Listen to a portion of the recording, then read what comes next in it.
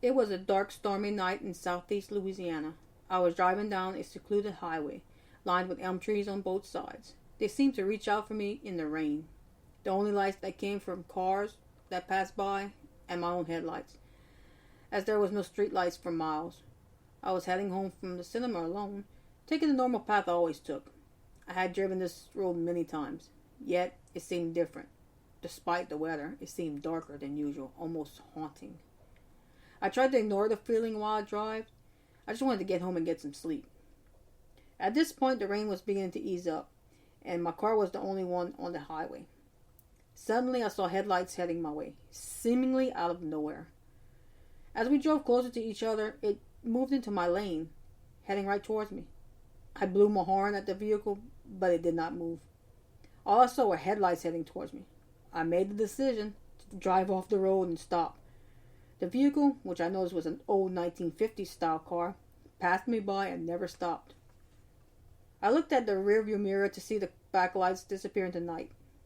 I turned my head to look to see where the vehicle went, but only saw darkness. My heart was pumping fast because it frightened me. I felt a chill run down my spine as I turned to face forward. To my surprise and fright, I looked into the face of a young woman who was standing in front of my car. I froze. I could not move or even scream. The woman just stood there and stared at me. She was wearing a long flowing white dress and had long dark hair. I did not know who she was or where she came from. We just kept staring at each other. No words, no nothing came out of my mouth for several minutes. Finally, I got the nerve to get out of the car to talk to her, as it had stopped raining. However, before I could grab the door handle, she screeched and screamed, "Stop! Do not leave your car!" I stopped moving at that statement. I did not know what to do. I could have started my car and drove off, but she was still standing in front of it. After a few moments, I finally rolled down my window to ask the woman, "Who are you? Who are you? Why are you holding me here?"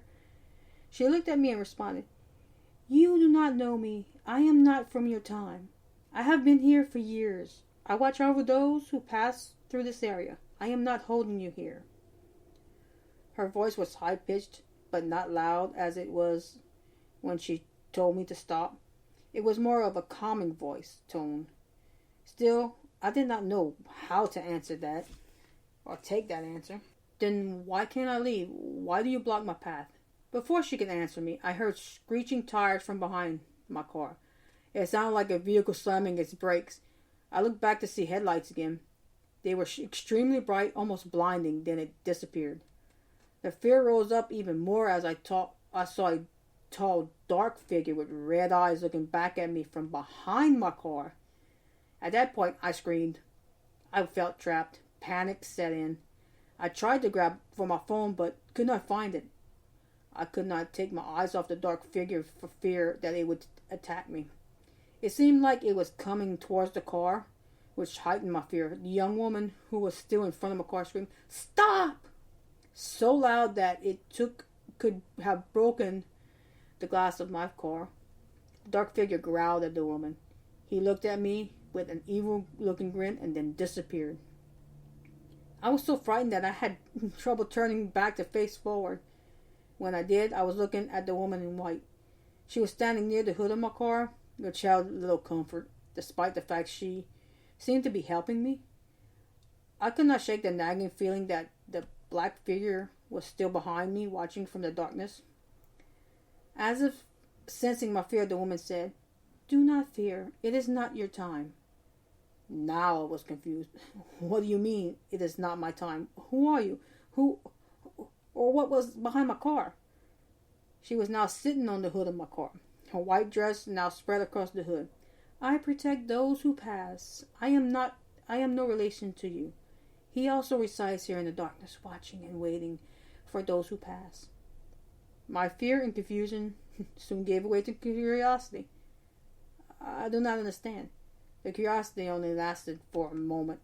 A bang on the roof of my car startled me, and then I heard the growl, evil laugh. I was again frightened.